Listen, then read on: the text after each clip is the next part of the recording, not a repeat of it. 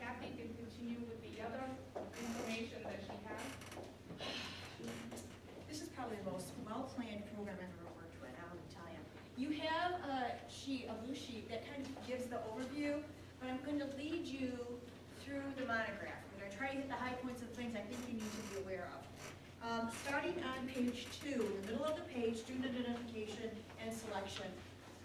For every one of our programs but one, our forensic science program, we have academic standards. And the reason for this is that you're either earning credits at your high school, or it's because the curriculum is compacted and it's fast-paced, or it's because we don't do remediation. We don't really work with the whole bell curve in our office. We work with the top of the bell curve, the top 1% to 0.5% of students. And those are the kids we're looking at for this program. So we're looking at kids that will do well in the SAT or ACT, and particularly in the English, because kids that read a lot and they are exposed to a lot of English have good grammar skills, and those lead to easier learning of foreign language, because our grammar rules don't necessarily apply in foreign languages, but the kids have to have a sense of that. And the students that show us on the standardized test scores that they do well in those areas, we know that they'll do better. For example, in our CHAMP math program, kids that do well in math but have low reading scores, we worry about. We actually have a counselor that works with those kids, because we can't send them home with a math book and work the additional 6 days of the week if they can't read the book. And so we're working out with the opposite, that we're looking with the English students. We're looking for those kids that have really high skills. Now we can challenge them on a different level in a different language. And it makes sense if you think about it. So that's what we're looking at here, and those are the scores. Do you have the testing information back there? Mm-hmm. Okay. When you leave today, in the back, there is a math, oh, here it is.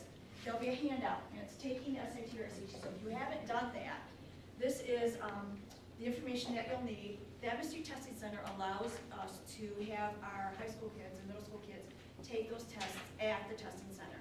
It is the 4-hour test. They do it between 8 and 5, and they've added a couple of additional days for kids to take the test, and that's on the yellow sheet on the back.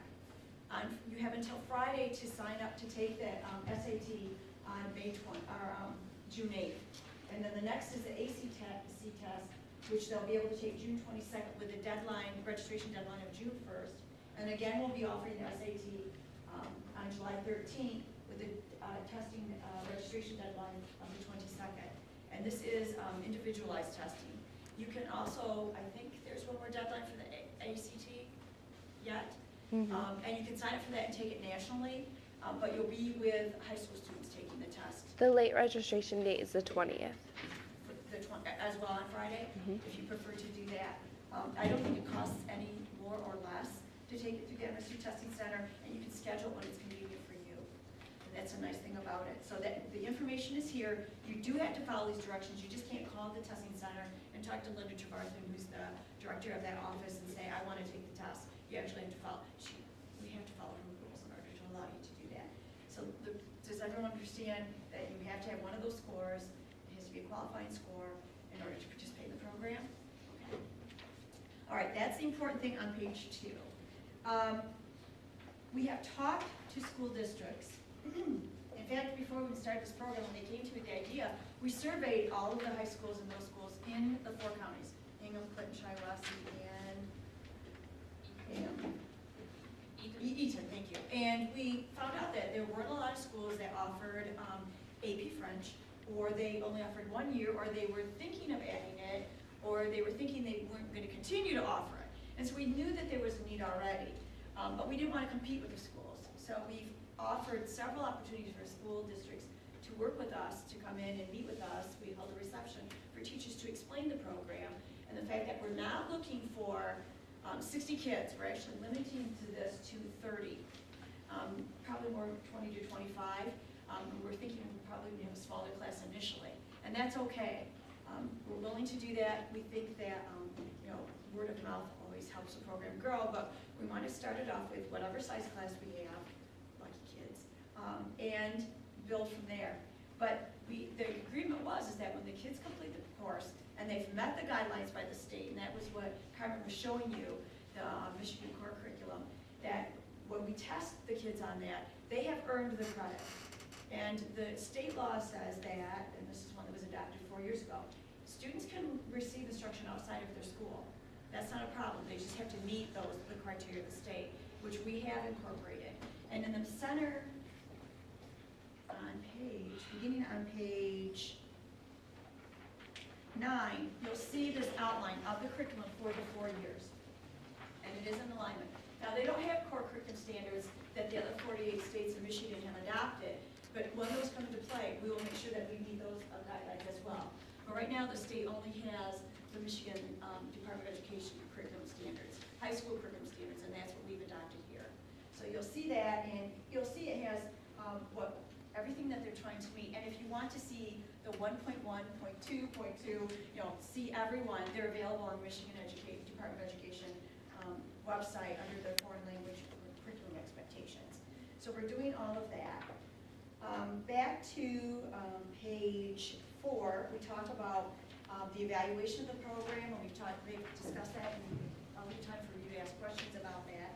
It also has what the expectations are for the student, for the parent, what you can expect from the instructor, what you can expect from the school, what you can expect from us, the university, all those things. I will tell you that we will provide books, but we will not provide transportation. So we will give a class roster out, just like we do for all of our programs, and you can set up carpooling. We're going to be offering the program on Thursday afternoons, and it will be after the CHAMP program, and it will run for the 3 hours. There'll be breaks, of course, and we encourage kids to bring snacks or money for the vending machines. And then the instructors will be available online for their office hours. And we usually use what the university has provided, but and so students will have to have MSU ID so they can access the system to get in and do the online office hours. On Sunday, they'll be offering their lab with the RAs or the TAs, the grad students there to help. And I know these women, and they're going to be available pretty much all the time. I mean, kids can be emailing at 2 in the morning. I'm sure the next day they'll hear back from them. I can't guarantee 2 in the morning they'll get back with them, but you can tell how dedicated they are, and I'm not the least bit concerned that your child could contact them at any time if they had a question. They wouldn't. I just know that. Also on page 5, we have the funding. The tuition is $1,000. We are willing to provide a payment plan just like we do for all of our programs.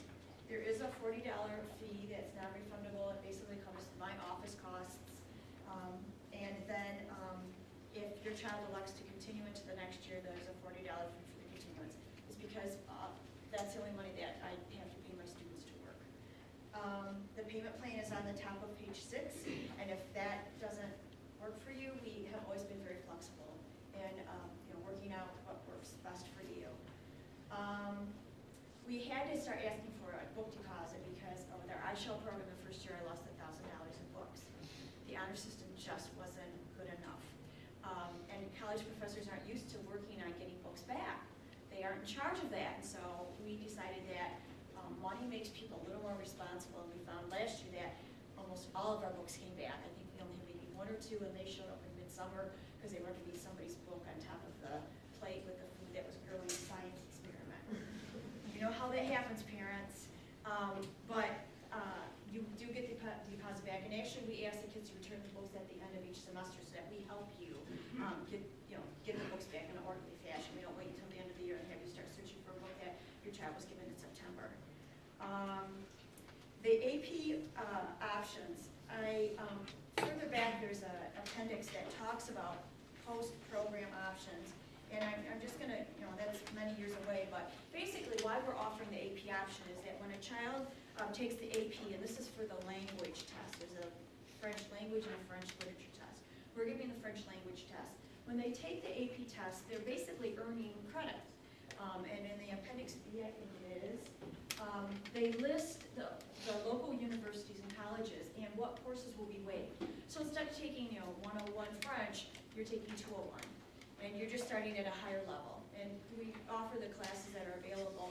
Also, there's dual enrollment options. And when you finish this program and you now have 2 language classes that you don't have to take at your high school, You can now take other AP classes, you can learn a second language, or you can elect to do dual enrollment with us. And I actually handle all the high school dual enrollment students. So you would see there what courses you could then sign up to take here at Michigan State. You would already be taking those classes while you're still in high school if that's what you elected to do. So what we see this as is opportunity for you to do other things. You may elect to stay within the language. You may elect to do, AP biology that you weren't going to be able to fit in because with all the expectations for the high school curriculum, now, you have to have 4 years of this and 3 years of that. It doesn't leave a lot of wiggle room. So if as a middle school student you can get your foreign language out of the way, that opens the door to other opportunities to take those electives that you couldn't possibly take. Or, if you're, and then usually your kids that are in band and all those other things, you just don't have any time for anything. And so we're hoping that this will give you some flexibility. Okay, in the middle of, I talked about how it has the curriculum. And then in the middle is the blue section is the application. And that needs to be completed and turned into us. You'll notice that you need to have a recommendation form. And we're asking here that we suggest that these recommendations come from an appropriate person of focus of interest. So this probably wouldn't be a recommendation that you want from your science teacher or your gym teacher. Probably an English teacher would be a good choice. Maybe social studies, if you're not feeling comfortable with your English teacher, but I would say English teacher first time. That would be a good choice. If you've taken some French, you can have your French teacher fill that out as well. But it has to be someone that you currently have as a teacher. Okay? Can't be your kindergarten teacher that adored you. And I seriously have kids ask that. Can I have my karate teacher? My karate teacher thinks I'm great. I think the Appendix B I talked about are the post-program options. Appendix C talks about the dual enrollment option, and I'll add one more thing about dual enrollment. I don't know if you're aware of that fact that when you're a junior and you've taken the MEP, you are eligible, Michigan Merit, the school district is required by law to pick up a portion of your tuition. So that's something you want to keep in mind. They have a formula on the MD webpage that you can calculate it out, but school districts do that, and some are even a little more generous than what the state requires them to pay. It probably just depends on how the economy is doing at the time and what their state aid is like, but I just want you to be aware of that if you do dual enrollment as a junior and a senior, that you do get additional help from the state. And then on page 31, we have the timeline, and right now we are looking at applications. We would like those in. I don't know our deadline. 31st. Okay. We understand that if you're taking the test and you won't have it completed, that's fine. But when you're submitting your application, if you could tell us when you've scheduled it or you anticipate taking it, that would be great, because it would be one of those things that your acceptance might be contingent on those test scores. So you'll complete the application, turn in the information, and then, because you'll see, and let's go over that, some of the things that you have to do. You're going to have the, if you've taken the ACT or SAT, you're going to need to include with this application a photocopy of that. You're going to have to ask your counselor or principal for a copy of your latest grade report, and if you have a transcript, we'd like that as well. We also want to ask that you furnish the letter of recommendation, and we're going to need an essay. Remember when your English teacher kept telling you that spelling counts and that grammar counts? Well, this is the beginning of that process. It's just like filling out a college application. Sometimes that's all people see to tell who you are and what you're all about. And here's your opportunity to sell yourself. You're going to write us 2 beautiful paragraphs telling us why you wish to enroll in the program. Please bring tears to our eyes. Now, be creative. I've had kids that have been extremely creative, and we think, wow, this kid's ambitious. This is someone we're looking at. So here's your opportunity to wow us, and that's what we want you to do in the 2 paragraphs. And then if you've had any experience with French, include that as well. And then you're going to complete all 3 sections of this and turn it into the office at the address here. It can be mailed, faxed, or dropped off. That's fine. You won't pay anything until we let you know whether you're accepted into the program. So there's nothing lost at this point in time, other than you'll need to have test scores. You have to pay for those because there is a fee for that. Okay, that's general. Let's see if I had any other things I wanted to tell you about.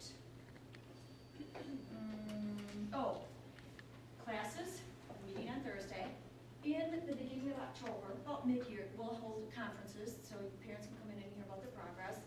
And then you'll also get a progress report at that time. Not only will you get it, but the school will get it as well. So they'll know how you're doing, and they'll know that you're attending classes, and that everything is, kosher. And then they'll also get a copy of your grade report at the end of each semester. So let's say at the end of the first semester, you discover this really was taking more time than you ever anticipated. That's fine. You've already gotten 1 credit of French. You could always return to your home school and take a second year French there as well, because there's going to be a 2-year requirement for foreign language. You could complete 1 year with us, and you've earned your 2 credits. Now, hopefully, we'd like you to come back the second year, because I think the second year really has the meat of the program with the literature and the writing. But you would be fine with 1 year with that program, but we're hoping that you'll complete both years. At the end of that second year, when you take the AP, you've done it. You've done everything that any high school could ask. But with all things, if you don't use it, you lose it. So we're hoping that you'll consider, continuing on at LCC or Michigan State to complete your foreign, your language, or pick up another language. So that's what our goal is for you for this program. But we want you to know that you are committing yourself to 4 semesters with us. At any time, you'll have a completed semester with a report card, sent to your school, and you'll receive credit for what you did with us. The schools must do that. That's hopefully that you've completed the program satisfactorily with us. Okay. I think that's kind of a good overview. Do you have questions for us? I know we can give you a lot of information. The time on Thursday, I know you said it's Thursday afternoon after camp, but meeting, is that what, 2, 3 o'clock? 4 to 7. 4 to 7. Yeah, we wanted it where kids in outlying areas would have transportation time. Great. Yeah. Because we're thinking of Lasso, how much time? Other questions? Yes, sir. You said several times they get credit in their school. Do they get a grade in their school also? If Is there it's a middle teacher school- grade setback for high school students? I look at a lot of the transcripts of the dual enrollment students, and everybody does it a little different. If they're middle school students, a lot of times it'll come up on the transcript just as credit. If it's a high school student, sometimes it will have credit with grade. You need to check with your school to see how they do it. I don't have it memorized what every school does.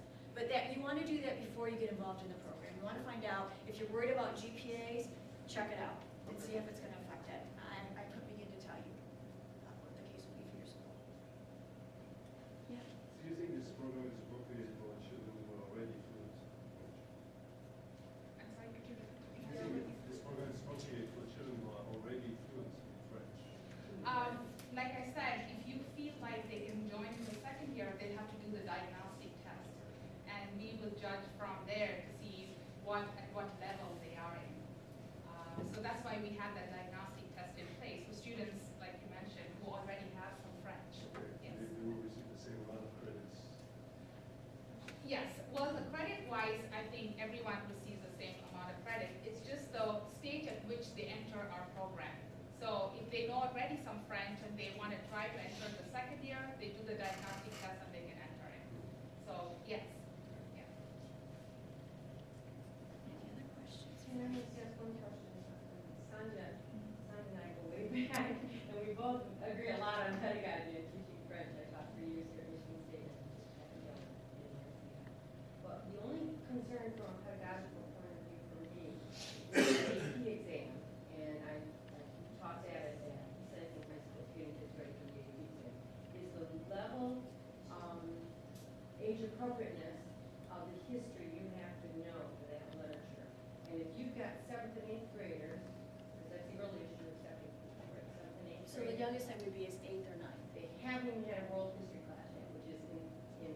Yeah, and that's why they want to give sample So tests. I think if you were to take those two, if you had a true 7th grader coming into the program, I think someone like that by the end of 8th grade, even with a wonderful program, they're really going to struggle with that AP exam because they don't have the background information, historical knowledge. They don't, that's physically why- they haven't even constructed that timeline yet, cognitively. Yeah, but we're hoping to have enough structure. Yeah. And that, obviously we can't re-give the test, but we're I hoping to think give it'd them all be the easier building for a blocks. 10th grade student to handle Sarah, that. I want to answer Sarah's questions in 2 parts. One is that, the summer that I talked to you about when they go from year 1 to year 2, the reading list, we plan to have 2 reading lists, one for the 7th and 8th graders, one for the 9th and the 10th, 9th through the 11th grades. Because we understand I have an 8th grader sitting right there, so I know there is a difference in maturity level. And I mean, something like Petit Nicolas, stuff we could include in the 7th grade reading list, we might include a little more complex, reading material for the 9th through the 11th grades. So that when they come into the year 2, we are wrapping up with the complex grammar, and we are starting on those little complex reading. And we hope that this book that we are using in the 4th semester, it hits all the major landmarks in the literary and cultural history of France. So we are hoping to, and that's how I came up with the reading list. In fact, I looked at all the extracts, and I thought, and then the AP, I looked at the sample AP test, looked at what kind of extracts they're dealing with, and then kind of decided to compile. And I agree totally with Sarah. That's why we had these 2 different reading lists that that we were thinking about compiling. Yes. Now, AP is an option. The way that it will be set up is that East Lansing High Schools agreed to administer the test. So in January of that second year, you would go to East Lansing and pay your money. What's the current price for? About $84. About $84, okay. And you would sign up with them, and then they actually do the testing here on the campus, and they have a retired teacher that administers the test for them. You are under no obligation to do the AP test at the end of the second year. This is just something that we knew that some students, this would be something that they would want to do, everybody else working through the program. Is that something they can also take if they're homeschool? If their homeschool offers it. Yeah, That's absolutely. one of the things that we want. We want to connect us with a lot of homeschoolers because, I help one of my neighbors, and she's now at LCC taking French, and she was so happy when she got her 4 point. She came to me and she's like, I'm so happy because you gave me all your feedback and all that stuff. They're so motivated. So everybody that cannot have other options and is gifted can come to our program. But if your school does offer AP, absolutely. We're just looking at the schools, there are so few schools that offer AP, we had to have a site for them to do that, so we made these arrangements ahead of time. Right, we'd hate to offer something that we actually didn't offer. Any other questions? I know we've given you a ton of information. I will be honest with you, this is demanding program, but then all of our programs that we offer are demanding. That's why we have the criteria in place. But I will tell you that there will be some things that happen, and I learned this after I got involved in the program. One, your child will be ready for college because they'll have already been exposed to the college structure and the expectations. The others, they will learn time management. They will never be bored. I can guarantee that. You can quote me. I tell that to champ parents and I show parents. You will never hear that. This is a course for the seat jumpers, and they do this all hour. We're going to alleviate that because they're going to be with all the other seat jumpers that we don't find in the Fort County area. And they will be self-motivated because they're going to know that it really falls on them. It's not going to be that Joe Brown came to class and wasn't ready to go because everybody will come to class ready to read. They'll have read the material and be ready to go. That's the kids we're looking for. You know how many times you sat in class and you had to review something because kids didn't do their homework? That's not how we operate in here. It's like the expectation is that you have studied, you are ready to cover the material, you're ready to ask questions, and you're off and running. That's how this class will run. It won't be like a college course. College will just be cake after this. And actually, you'll wow them because you won't be as jaded as college students are. So you'll impress them how bright you are. There's no question in my mind about that. So there's a lot of secondary things that we don't think about that really are major as far as success in life. So I can guarantee that. I know I'm down with that. Yeah, can I ask, this is probably more. Sure. Yep. But time-wise, if you've got 3 hours in class, not counting any lab time or help time, correct? It's Thursday. 3 hours a week in class. What type of time commitment should parents plan on with their children? That's a good question. For homework time. With CHAMP, with my son's math, it was about 8 hours a week Yep. without any help time. Right. About 8 You hours. start dividing the chapter into 6 days. Yep. So I was wondering, just because for my students, if they're interested in the program, That's I want to know. I would say minimum 4 hours a week. Yeah, a minimum. Because like we talked to you about our two-pronged approach to the homework, first making sure that they understand the concepts we covered in class. So they will be actually emailing that and we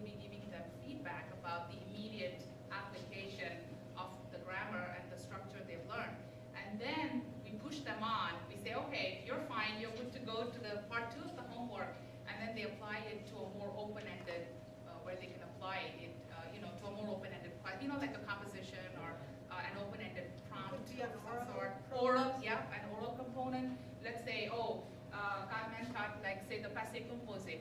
And we say, okay, fine, now let's see you do these exercises and turn it in. Okay, now it's good to go because you can differentiate which verbs take of what you want. And then, how about you do as a recording of what you did last week using the passé composé as part 2 of that same homework. So we want to tap into the different skills within the homework itself so that they know how to apply it. So about 4 hours a week independently, and then of course if they're hitting the wall or they're hitting problem areas, then they need that help time or that lab time. Yes. Right? We never want them to struggle. They should always feel open to contact. So if we meet for class on Thursday, part 1 of the homework will be due Monday, right after that 3-hour lab on Sunday, so they can get their questions answered. And then once they're good to go Monday, part 2 of the homework will be due the following Thursday. Are they submitting it electronically? Yes, electronically, yes. How many of the parents speak French? Okay. Very few parents that will have to do any homework for this class. You're free. Yeah, but as a middle school teacher, I have to tell all the parents here, I'm not here as a parent tonight, I'm here for my own students, grades 6 through 8. I have to tell you that if any of my students from Pattonville were in this program, I would 100% back them up. I'd be available there every day after school to help them with their homework. I'd offer parents to drive them on Thursday and bring them to campus. I would be so proud of any of my students participating in this program. And they would So be. you should hit your teachers up for help. If you feel like the child needs a little more of a support, sure you do. How many of you are from schools that offer French in the curriculum? Okay. So ideally, in the ideal world, we do this with other programs, is ask that when you're scheduling, and that's why we had the May date, although we realize that it's gonna be almost impossible to get everybody into the program before school's out. Our hope is that we can let your schools know, because schools are open through the month of June, to schedule you so that your French would fall, maybe in the latter part of the day, or, sometime where it's convenient for you, to have it in your schedule so you could use it as a study hall, if they will allow that to happen. Not a lot, some schools do it, some don't, but it'd be that you would have that extra support every day. You wouldn't have to participate in class, but you'd have your teacher as a resource. That would be ideal. I mean, there's other classes. No, you would not have to, but, Yeah. if you could buddy up with the French teacher to say, if I had problems, could I come during lunch, or, study hall, I don't know if they have study hall anymore, or other assignment. Can I help address that though, from a language, world language point of view? By graduating class 2016, which is our current 7th graders now, every student in the state of Michigan will have to have